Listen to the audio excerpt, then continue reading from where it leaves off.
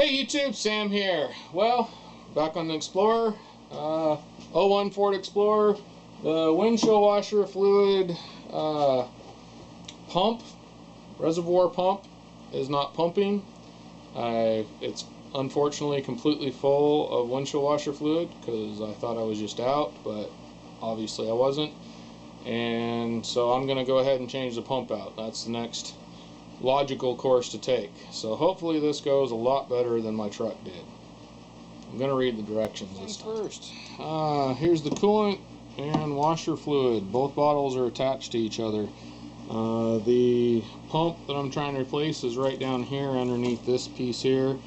If you really wanted to, you could probably wrestle with it and get it in and out without moving everything, but it's one 10mm bolt to get this thing, whatever it is, out of the way, and maybe unclip a couple wires. So we're going to start by doing that. I am a firm believer, as I've said before, if it's in your way, get it out. Okay, so that came out relatively easily. I'll stick the bolt back in here. I think I can probably just kind of fold this up out of my way here. Alright, and we're on the passenger side of the car if I hadn't mentioned this. And right here, where these wires goes in, right in the bottle here is the pump that we're going to replace. I'm going to try and replace it without taking this all out, but we shall see. Alright, and I was able to get most of the fluid out, although not enough to make it so some of it's not going to dump out all over the floor. But I'm going to go ahead and get on with it here, and I put a little bucket underneath there to catch what I can. I've got to unclip these wires off of here. That came off really easy. Looks like somebody's already broke the little clip off of this one. And I'm going to go ahead and take, I don't know, doesn't look like this one's going to go anywhere, so this is just like a sensor one, but that doesn't look like it needs to come out. Now it looks to me like I need to get something down inside here and pry out on the bottom part of this, so I'm just going to get a large screwdriver and carefully pry. I don't really care if I break this because I'm replacing it. It's the bottle you got to be mostly careful with, and I don't really want to be prying parts and pieces out as well. And oh, there we go. So push out on this top part right here, and probably get a screwdriver underneath there. Hopefully you can see this. I'm going to pry out here a little bit, although I'll probably still bump you. And now I know, looking at the other one, that it's on the bottom down here is where it's hooked in. So there we go. And as you can hear, maybe we're dumping out some fluids. Okay, this is a fairly short hose on this side, so I'm going to take a little screwdriver. That's a pretty long one, and just kind of see if I can't pop this off of here. Might need to get a pair of pliers. Okay, there's one, and this other one will come out quite a ways here, so I'm going to pull this out, pull this off, and we'll get the new part. I noticed there's also another little grommet or something down in here we're going to try and get with a screwdriver and pry out of there. Just like a rubber filter. I'll show it to you when we show you the part. I got a pretty long screwdriver. I'm going to get down there and get that. Quite honestly, I need to move the camera to get to it. But it's right down, right where it pops into here. There's another grommet. Let's read the instructions. Looks like this one is pretty well identical to the other one. About the only difference I see is this has kind of a lighter bottom on it. This is a dark plastic, more of a hard plastic. So that's about it. There's the grommet that I was talking about that I popped out. We'll have to put this one in. This is definitely doable without pulling everything out. That was probably the hardest part to get out, and it wasn't even that hard. You probably could reach down there if you had less fat fingers than I and just grab a hold of it. This is the part. from O'Reilly's, and if you can see, there's the number there. Pause it on whatever you want information, but anyway, and this is it right here. So we're going to go ahead and slap it in.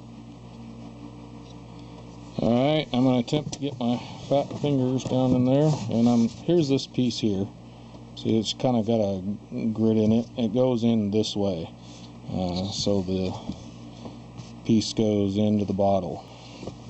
We got the grommet stuffed in there pretty good. Make sure it's seated into the bottle all the way around.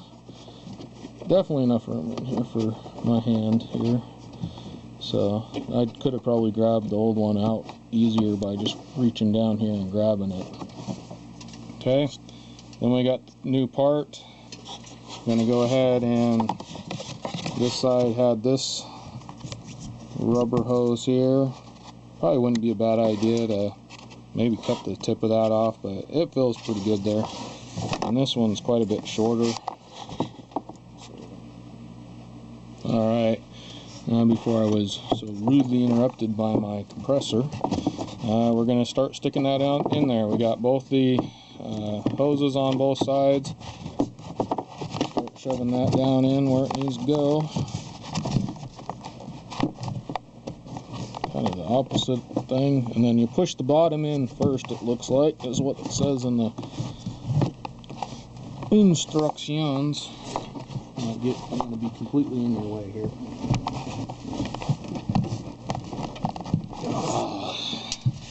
Easier said than done. And then that should pop up in there. And then I'd give it a good one more push on the bottom.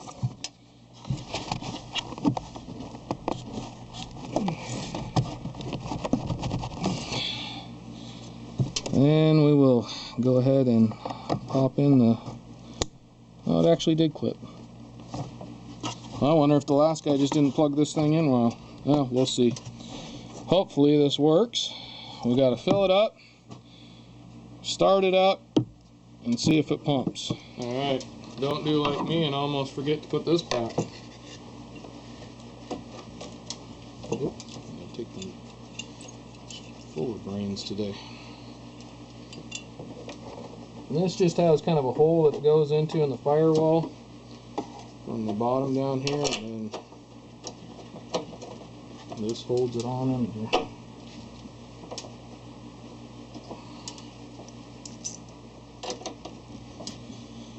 Alright, now we can fill it up, start it up, and see if it pumps. You put the window show washer pump into the bottle there. Unfortunately, I went to start my rig up and it just keeps on cranking. It won't start for some reason. Now, I've had this problem before, and I was able to, give it a little bit of gas and let it go, and it would go. But either my fuel pump is finally completely gave up the ghost. I've also had the engine light come on and have random misfire through it, through the boot and hitting the block. So I do know I have at least a spark plug and wire issue, or spark wire, but if I'm doing wires, I'll probably do plugs. But for some reason, it is just cranking over and not firing up. Like I said in the past, I've had this issue, and I could just hit the gas a couple times and it would go. So I kind of was wondering if my fuel pump, from what I can tell, either the car needs to be running or the pump is not working for the windshield wipers, because it's not shooting any kind of fluid up there on the window. So either I got a bad pump, or more than likely there's some electrical issue going to that front pump there, because the back pump works.